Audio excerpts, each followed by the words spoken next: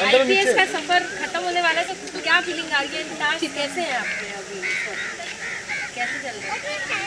भाई काफ़ी मतलब 3 मंथ्स हो गए ऑलमोस्ट हमें शूटिंग एक साथ करते हुए, और अब फाइनली वो घड़ी आने वाली है कि हम सब जो है मतलब शो के अंदर अलग अलग जॉब्स पे हमारी पोस्टिंग होगी और जिसको ट्रॉफी मिलेगी वो पुश कर दे जाएगा, मतलब अपने जहाँ उसकी होम टाउन है वहाँ जाएगा।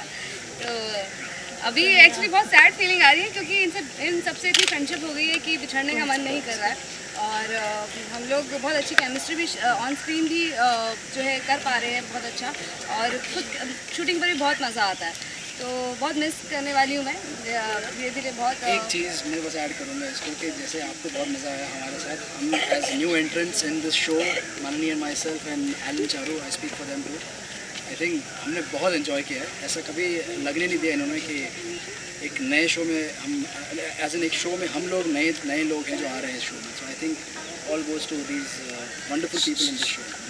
सबसे अच्छी बात ये रही है कि हमें एक्चुअली महसूस ही नहीं हुआ कि हम कैमियो करने आए हैं। Exactly. इतने कंफर्टेबल, इतने अच्छे लोग, और दूसरा इसके बारे में मैं सिर्फ एक ही चीज़ कहूँगी कि मैं बहुत लीड्स के साथ काम कर चुकी हूँ और मुझसे सब प्यार करती हूँ, मैं सबसे प्यार करती हूँ, लेकिन इसमें जो क्वालिटी मैंने देखी है of being hard working and really sincere and grounded, I think ये इससे सीखने वाली बात है which I really appreciate it. I do.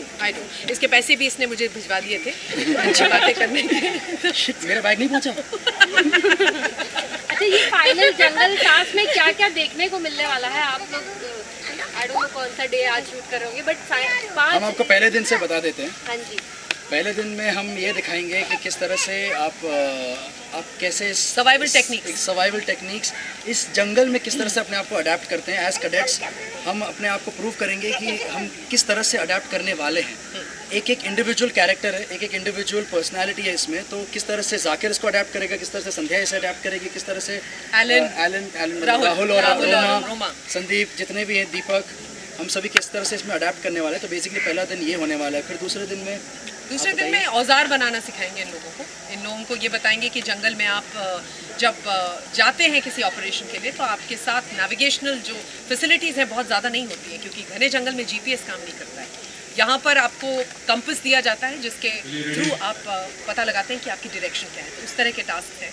खाना बनाना सिखाया जाता है, कुकरी क्लास नहीं, लेकिन जंगल में जो आपको सामान मिलता है उसके द्वारा आप कैसे खाना बना सकते हैं।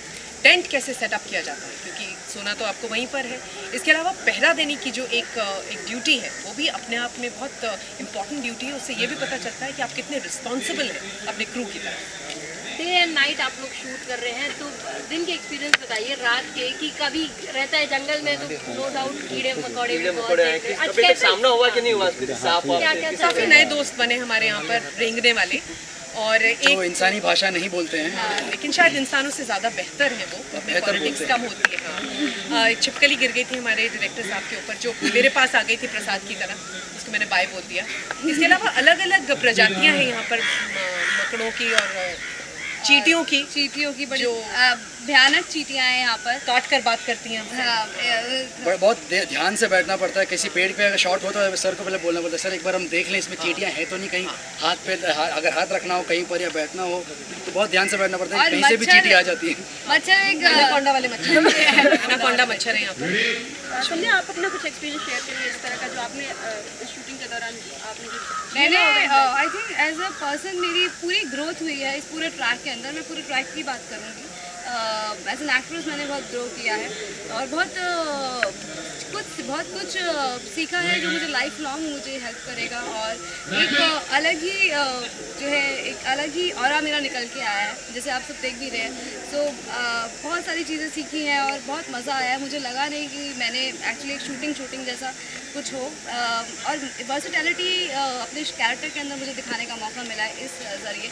तो मुझे लगता नहीं कि टेलीविज़न पे इससे ज़्यादा वर्सेटैलिटी किसी कैरेक्टर में होगी, और वो मुझे करने को मिल रही है। I am really grateful to my creatives and मेरे राइटर्स के लिए, और अपने डायरेक्शन टीम को भी कि उन्होंने उसको इतना बेहतरीन तरीके से दिखा रहे हैं। तो बहुत सारे खैर इंसिडेंट्स बहुत सारे हैं। हमारा शुरुआत से अगर रेसिंग की बात करें तो हम सारे एक्टर हैं, और हम लोगों ने रियल जो ऑफिसर्स हैं जो एक्चुअली बहुत तेज़ होते हैं रनिंग में, उनके साथ एक्चुअल एनसीसी कैडेट्स थे जिसके साथ हम भाग रहे थे, जो लॉन्ग डिस्टेंस रनर्स रह चुके हैं। तो 1600 मीटर की दौड़ थी, तो हमें एक्चुअली भागना पड़ता है। लोग समझते हैं कि कट करके करना पड़ता है, लेकिन एक एक जो दौड़ लगाई है वो अगर आप जोड़ते जाएंगे तो फुल स्पीड में हमने 1600 मीटर से एक शॉट में आपने हमें जो है काफ़ी दूर तक भागते हुए देखा है, वो एक्चुअली बिल्कुल सही है। और हम कई बार भागे हैं पूरे दिन में, तो बहुत हार्ड वर्क रहा है, बहुत फिजिकल एक्सर्शन हुआ है। सो बहुत सारी चीज़ें हैं, बट उसके साथ हमने बहुत ग्रो किया है, बहुत इंजॉय किया है। और एक्चुअली मुझे इतने अच्छे लोगों का साथ मिला कि मुझे एक्चुअली शूटिंग नहीं लगी। ऑल्दो हमने आउटडोर के अंदर 52 डेज कंटिन्यूस शूटिंग किए विदाउट एनी ब्रेक, और वो इसलिए हो पाया है क्योंकि शूटिंग जैसी नहीं लगी। ऑल्दो उसमें बहुत सारा हार्ड वर्क था, बहुत चोटें भी खाई हैं, बहुत क्योंकि काफ़ी चीज़ें नई थी मेरे लिए भी, क्योंकि इतना मुझे ट्रेनिंग लेने का एज ए पर्सन ट्रेनिंग लेने का मौका नहीं मिला।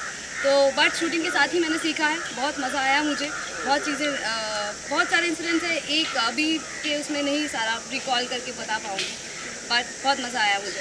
दीपिका अगर बात की जाए, आपने भागदौड़ की है, तो सच बताइए आपने कितना वेट अपना लूज किया है?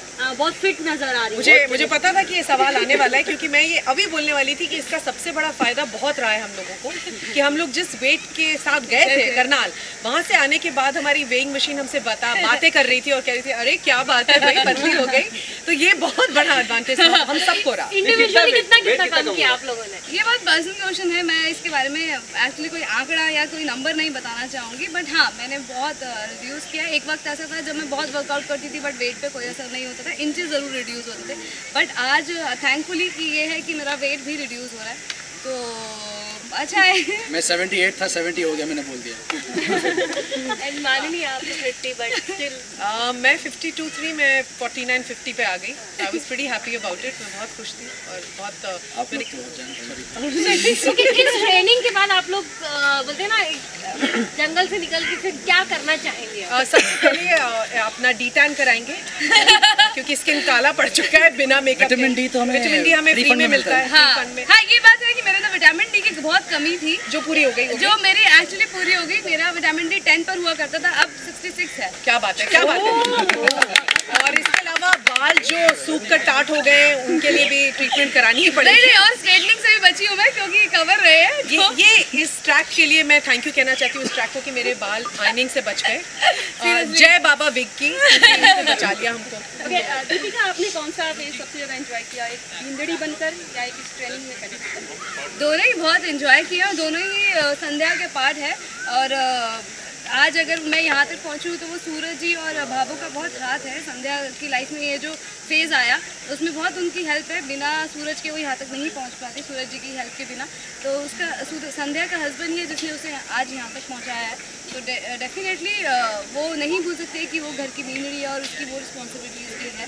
तो दोनों ही फेज़ बहुत रिस्पॉन्सिबिलिटी के साथ वो उठाएगी और दोनों को एंजॉय करती है संध्या। और मैं भी अगर बात की जाए, अगर IPS ऑफिसर बन जाती है, अगर आपकी पोस्टिंग पुष्कर में ना होकर बजाय कहीं और होती है, तब क्या होगा?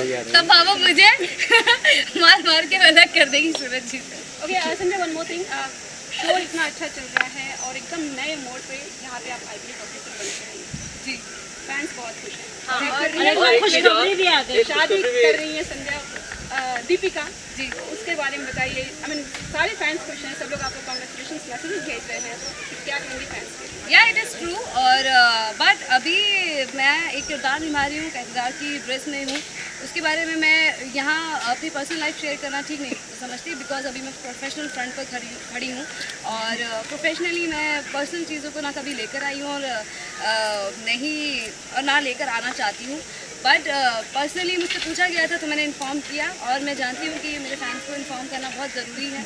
मैं कुछ भी चीज़ छुपाने में बिलीव नहीं करती हूँ, ना छुपा पाती हूँ। तो मेरी खुशी थी तो मैंने शेयर की है सबसे, और बट इससे ज़्यादा मैं कुछ नहीं कह पाऊँगी। वो IPS अफसर बनना है जी, तो अब इनफैक्ट ऑडियंस भी हम लोग से पूछती है, हम लोग के घर वाले भी, अभी IPS अफसर बन जाएगी तो उसके बाद शो में और क्या रहेगा? डेफिनेटली अभी तक आपने मेरा ये ट्रेनिंग ट्रैक मैं जानती हूँ बहुत इन्जॉय किया है। तो हमारे क्रिएटिव्स की, हमारे जितने भी राइटर्स हैं उनकी सबकी पूरी कोशिश रहेगी कि वो आगे भी आपको इसी तरह से एंटरटेन करते रहें, आपको और ज़्यादा मज़ा आए। हमारा तो काम है स्क्रिप्ट देकर फिर परफॉर्म करना, तो मैं परफॉर्म करूँगी जितनी अपना 100% मैं आज तक देखती आई हूँ, उससे 101% और दूँगी। तो उसमें कोई दो राय नहीं है।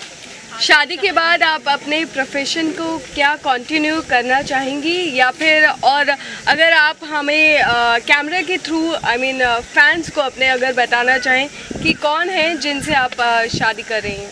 कौन है वो सब जानते हैं। खैर अभी तक इतना हवा की तरह वो बात फैल चुकी है। तो हम चाहेंगे एक बार आप भी मीडिया के सामने सारे कैमरे। अभी मैं कुछ नहीं बोलना चाहूँगी, इसके साथ साथ ही पर्दे जो हैं खोलते जा रहे हैं। मैंने बोला मैं प्रोफेशनली अभी खड़ी हूँ और प्रोफेशनल ही जितने भी प्रोफेशनली आंसर क्वेश्चन।